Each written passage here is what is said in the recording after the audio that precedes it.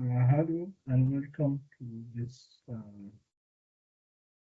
new session, our continuous series, Mastering the Chaos, Project Management Skills that Employers Crave. Today we're going to speak about meetings management and decision making. Our host for this webinar today is South Europe College, and it shall be presented by myself, Dr. Akram Ali. So, in order to understand why meetings and meetings management and decision making are important for a project manager, we have to first understand a few basic things about managing major projects. So to start up with, we are going to speak about Hofbräuch's law, which states project management is about applying common sense with uncommon discipline. Project management is not rocket science. No wonder the two most feared aspects of the PMP exam are the critical path method and earned value. There is something more or maybe less to good project management than math and engineering, and that thing is common sense. So project management is about applying common sense with uncommon discipline. And it's very important to differentiate between common knowledge and common sense, because actually some people get the two mixed up, and it causes more chaos when common sense and common knowledge are mixed up. A project management is responsible to make sure there is no such thing as an information is not communicated, assuming it is a common knowledge. So again, it's common sense applied in a disciplined way. So common sense and common knowledge are two different thought fields. Defining and utilizing discipline. What we mean by discipline, it means returning to the basics and practicing the fundamentals. And by doing an activity regularly and seeing the benefits, eventually the need for discipline decreases, and we actually start looking forward to exercising, mentoring the customer, or running a meeting per a carefully crafted agenda. So Hofbräuch also says great project managers have mastered the basics and have the discipline to adhere to them. So again, when we are talking today about the common sense in project management and the common sense of managing communication and the common sense which should be based on also some common knowledge. So today we are going to talk about very basic aspects of common sense in communication. And nonetheless, they are also and are supposed to be common knowledges as well. Okay, Graham's law says if they know nothing of what you are doing, they suspect you are doing nothing. So again, we are highlighting common sense of communication, and the project manager is the custodian of the communication plan and is responsible for communication. So therefore, being aware of this, the project manager must make sure that key entities in the communication plan are actually receiving the information they are supposed to receive with the expected quality of information they are expecting to receive. So the project manager uses the communication management plan, and it is widely acknowledged that about 90% of project managers' time is spent in communication. So every communication the project manager does is a kind of a meeting. And this is what we refer to applying common sense with uncommon discipline. So the project manager has to speak 100% of the time responsibly. So he does not speak spontaneously. As long as he is wearing the project manager outfit and the project manager hat, the project manager does not speak spontaneously. The project manager speaks structurally only. Why? Because the project manager is a key figure and is a representative of the top management in the project. So the project manager has to be disciplined in all his forms of communications because 90% of his time he's communicating, but not all of them are formal meetings. However, what we say today about formal meetings, the project manager must adhere to the same process in all discussions. Communication management plan should be the first project management deliverable created after the charter. And of course, the project manager is responsible for stakeholder management and setting and resetting expectations. The setting of unrealistic expectations is a major factor in stakeholder dissatisfaction and in the perception of project underperformance or failure. Okay, here are my 2 cents on what makes projects management effective. My first principle is that the project manager must be aware of what are the inputs to project management. So the inputs are information, is different types of information, including contracts, drawings, specifications, minutes of meetings, all types of information are inputs to effective project management, plus, of course, resources and materials and auxiliary things like site planning, facilities and utilities, a plan and schedule, and site possession and other permits. So the project manager must understand what are the inputs and to make sure they are readily available in order to make sure that the plan can be actioned. The second principle, management is divided into administration and leadership. And we call leadership is influence and facilitation. Third principle, maintain visibility using S-curves and earned value analysis. So even if you're doing agile project management, you should have S-curves and earned value analysis.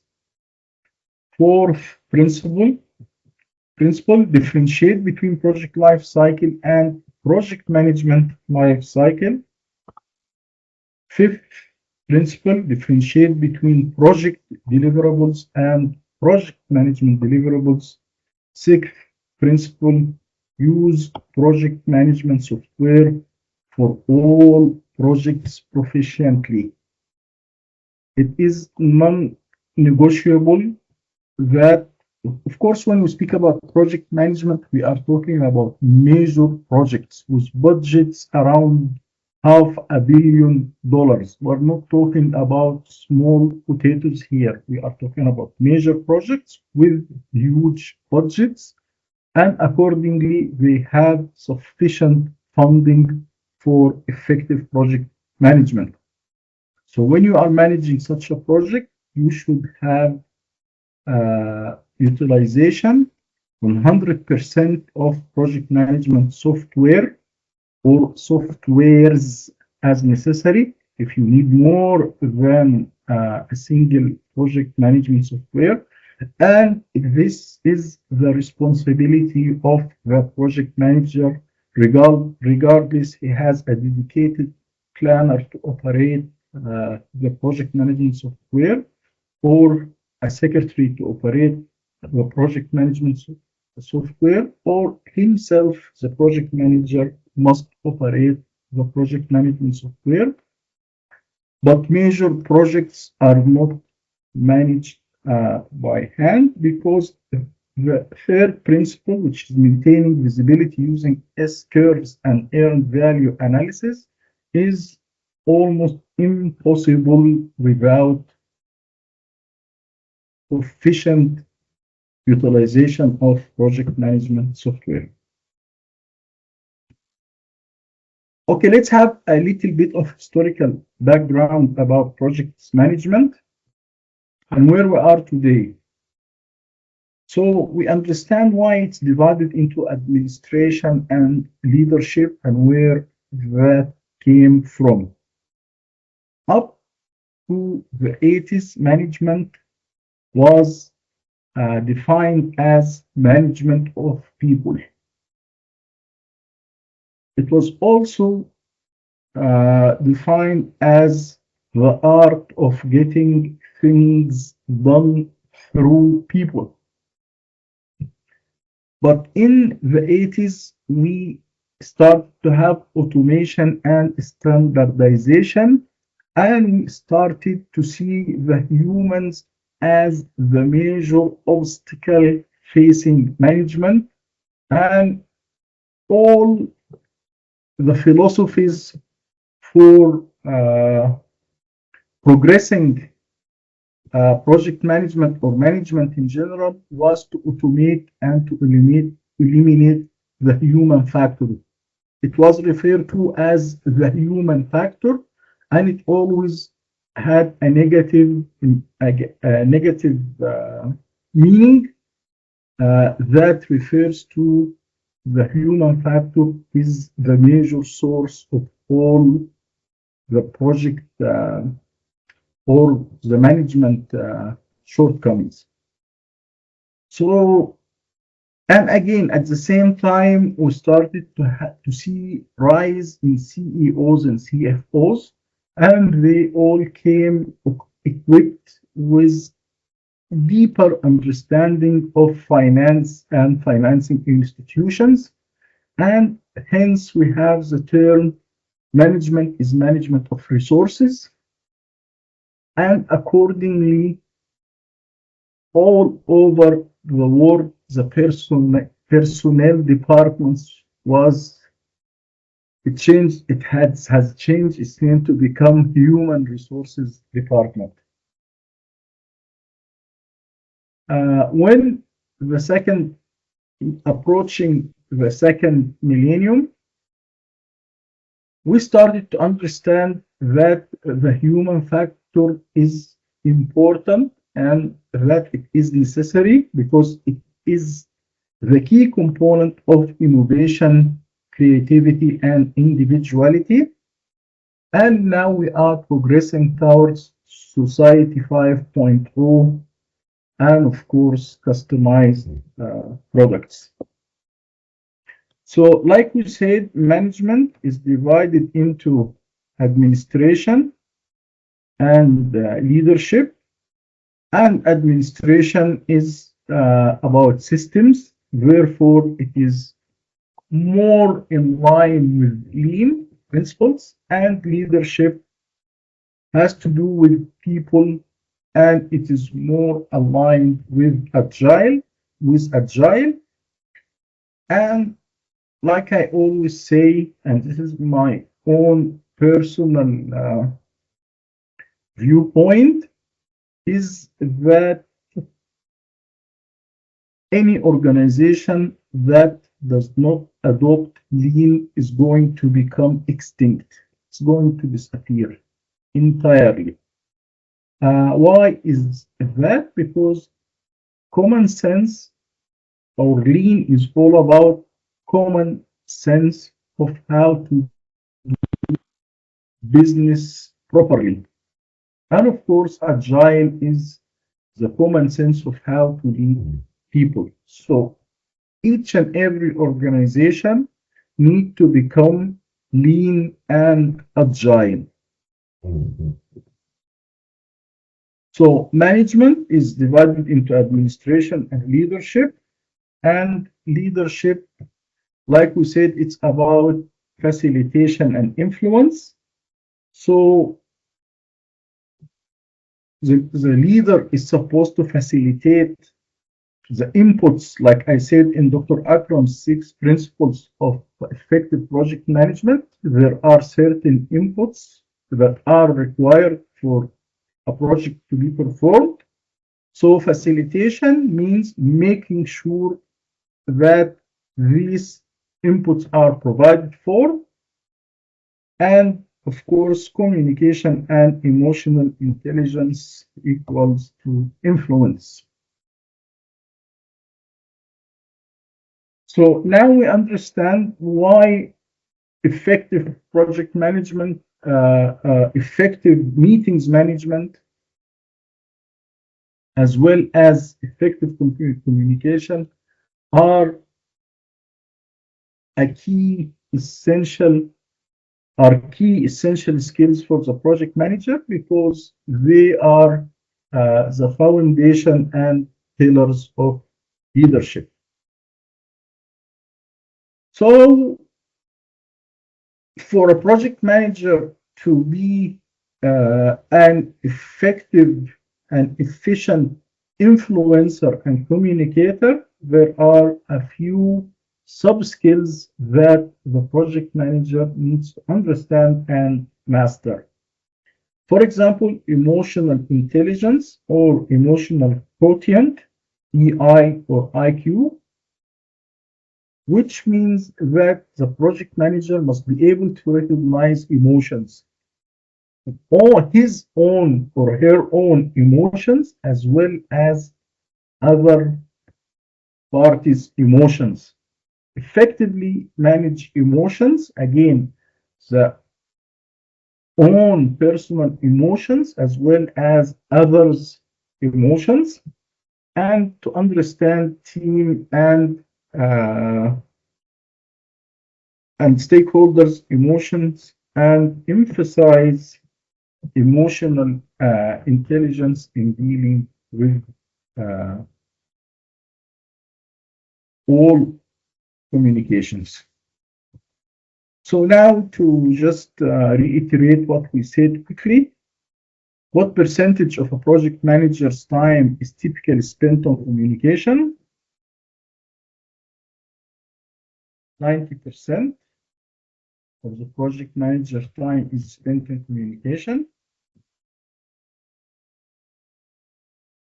And like we said, a project manager needs to be aware of emotional intelligence, and a key skill for having emotional intelligence is active listening.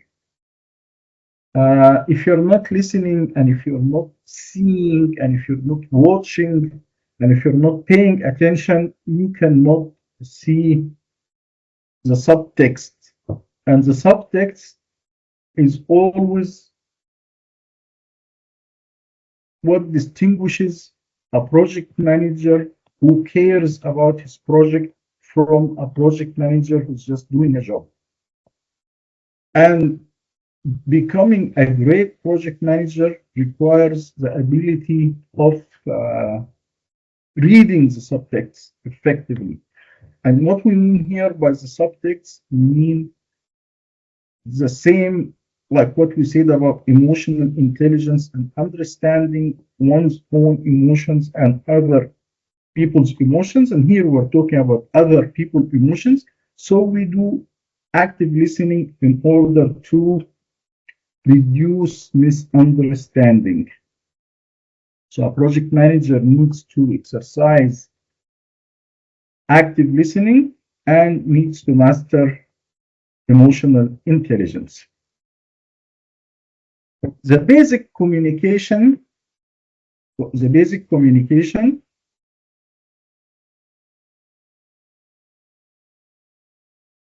okay.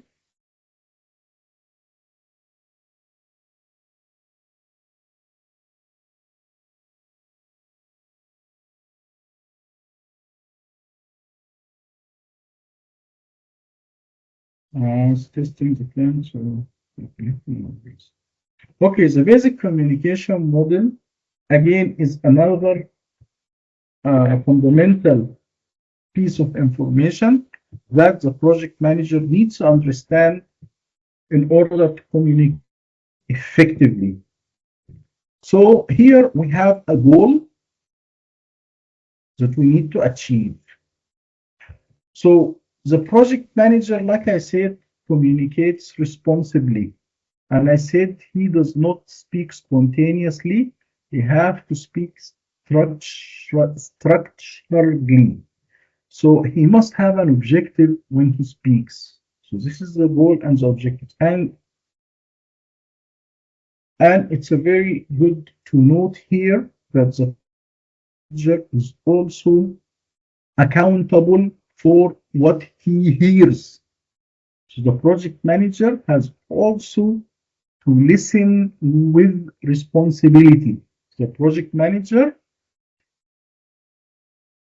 should not listen or allow everything to be said in his presence, because his presence gives validation to whatever is spoken by others. So the project manager has to always pay attention not only to what he speaks, but also to what he listens to. It's very important. So now, back to the communication model, we have a goal and we have a sender, the project manager. Our project manager is the sender. And he formulates this goal into a message. So here, what he does is called coding. Coding here is not only the technical coding that is used by the communication channels, but it is the language the language of the message. It has to be thought. It has to be well thought.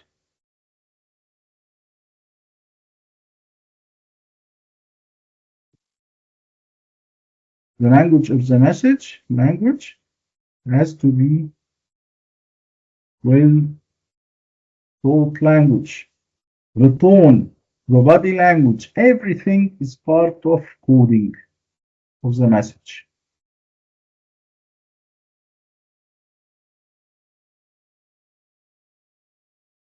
So part of the coding is the project manager's personality. Personality and culture.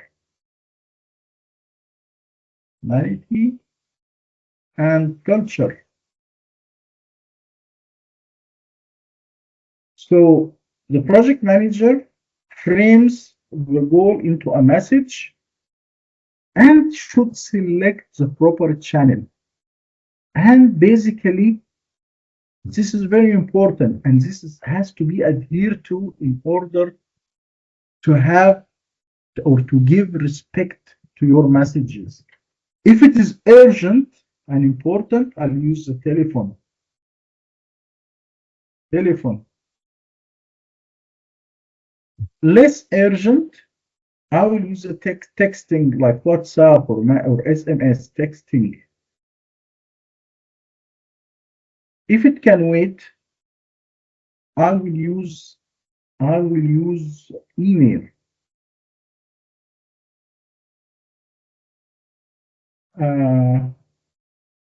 If it needs discussion, I will call for a meeting.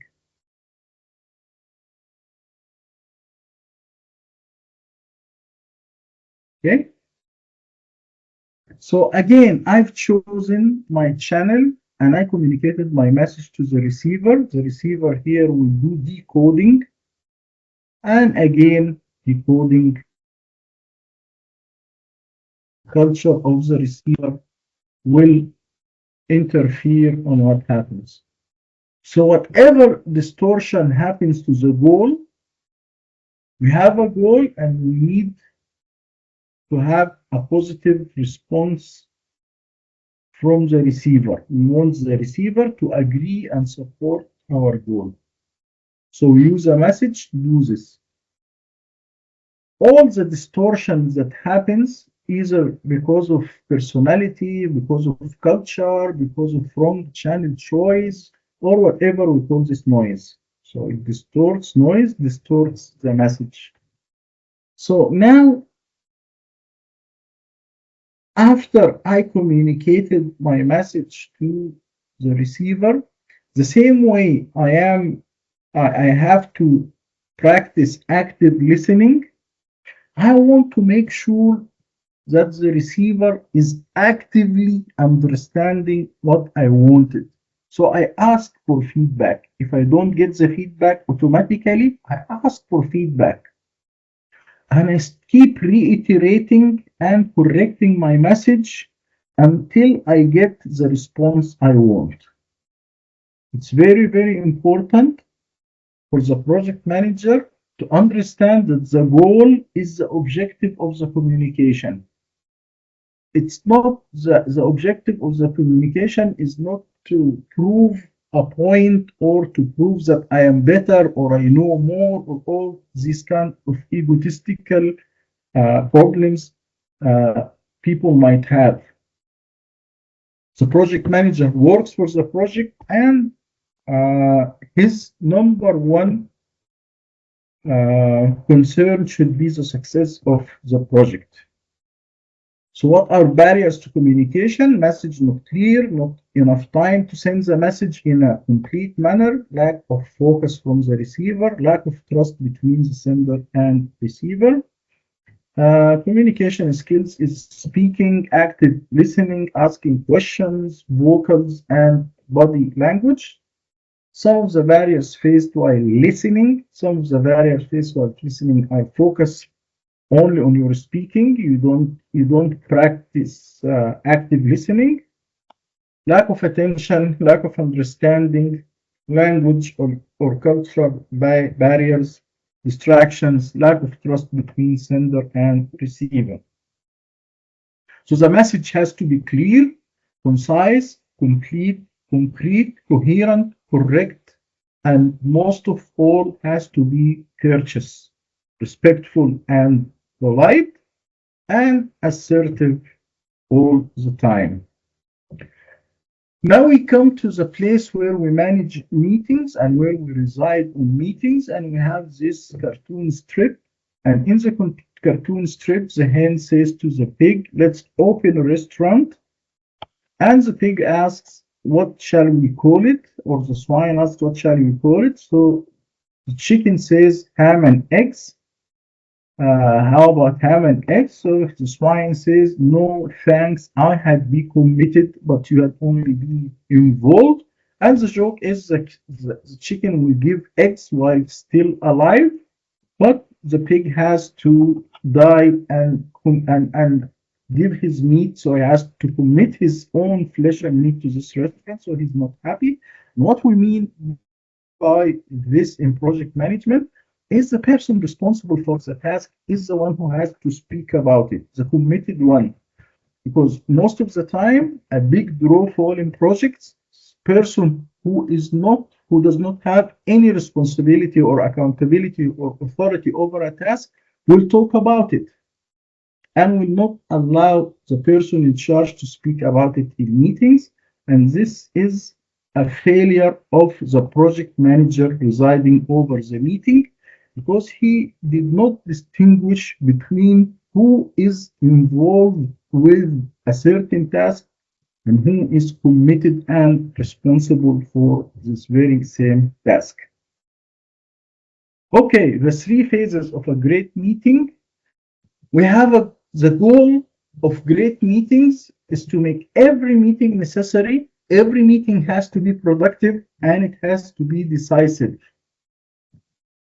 So necessary, we don't hold meetings unless they are necessary. And here we mean formal meetings that has agenda and minutes of meeting, because agenda takes time to prepare and circulate, and minutes of meetings takes time also to write down and circulate and reissue after approval. So meetings has to be necessary, they have to be productive, and they have to be decisive. Again, if meetings do not reach decisions, then they are just talks, discussions and talks, and are not productive meetings. So in order to do the above, we have to plan meetings, we have to execute meetings according to the plan, and we have to follow up the meeting resolutions to make sure they are performed. So effective meetings are not just about the time in the room, they are a three-phase process. Phase one, before the meetings, which is preparation, and phase two, during the meeting, which is facilitations and ensuring efficiency. And by ensuring efficiency and facilitation, we make sure it is safe for everybody to speak his mind. We give everybody a fair chance to speak and to make sure the committed speaks about his or her commitment. And phase three, after the meeting, which is follow up, converts talk into action. So this leads us to agenda and minutes of meeting. Every meeting has to have three things. Has to have a goal,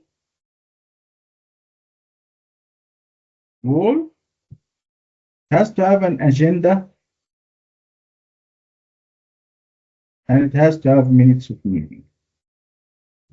So here it is goal and agenda. Goal and agenda. And of course, we have to think carefully when to do our meeting or to schedule our meeting and who to invite and our minutes of meeting. So we have to have a goal, we have to have an agenda, we have to have invitees, we have to have a schedule for the meeting and a place for the meeting, and we need to have minutes of meeting. So preparation before the meeting, is it necessary? We only hold meetings when it is necessary, even though a project manager spends 90% of his time communicating and all his communication is meetings. But formal meetings with agenda and minutes of meeting, this is a big difference. Agenda and minutes of meeting should be only carried out when necessary. However, points discussed by the project manager through the day, if it leads to resolutions, all these resolutions have to be captured first by a medium like email and should be, if necessary, reflected in the agenda of the next relevant meeting. to be discussed formally on the table in a meeting and communicated as an action item in the project action items list, and to have its resolution tracked and closed. So regular meetings are necessary meetings. If my company and the project structure to have daily meetings, 5 minutes stand-ups, 15 minutes stand-ups, 10 hours every day meetings. If it's a regular meeting, I have to use a regular meeting. Even if it's hourly, regular meetings are necessary meetings.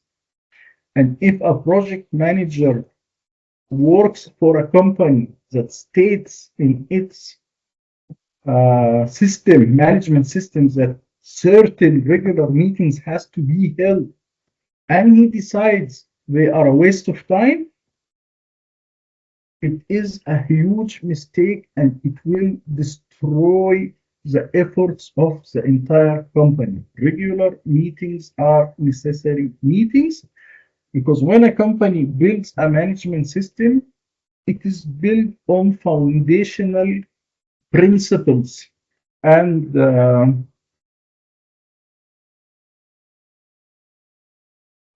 what do you call it?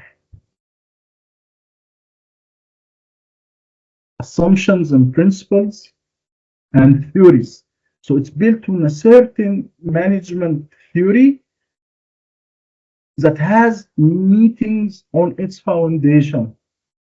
So if a project manager decides to deviate from what the company states, then he is committing a huge crime, a huge management crime. Clear objectives. Define the single measurable outcome. For example, decide on X and brainstorm 5 solutions. So each meeting has to have, like we said, an objective, an agenda, and minutes of meeting. So agenda and pre-read. Distribute a time-boxed agenda and any required reading materials in advance. Write participants only. This is very important. Only people who are essential for the meeting should attend. No bystanders or passive listeners or observers in meetings. Meetings are not a social gathering. They are a very, very, very structured, professional, time efficient, formal activity. Staying focused and productive. Execution during the meeting, start and end on time. A fundamental sign of respect for attendees is time. Don't wait for latecomers. Facilitate the agenda. Stick to the time boxes and the topics. Use a parking lot for off-topic ideas. Again, during the meeting, some ideas might come up, or a certain point requires more time to discuss with a certain individual than allocated in the original agenda, then the chair of the meeting should just say, this requires a separate meeting. Let's schedule it after we conclude this meeting. And he says, X and Y will stay with me after this meeting to schedule another time for a special meeting for this particular point. Manage discussions, ensure balanced participation, encourage quieter members, and politely curb long-winded speakers. Focus on resolution for each topic. Drive towards the defined decision or action. And finally, the action-oriented close, phase 3, follow up after the meeting. Clear action items, immediately document and review what will be done, who owns it, and when is the deadline. Formal minutes, distribute a concise summary of the decisions made and the action items. The minutes, quickly after the meeting, and quickly is a very important keyword. Accountability, use the minutes to track progress and hold participants accountable for their commitments. Evaluate, briefly assess, did we meet the objectives? How can the next meeting be better? So in meetings, decision has to be reached, and there are, of course, some decision-making techniques. And since our allocated time for today has expired, so this is going to be a topic for another discussion.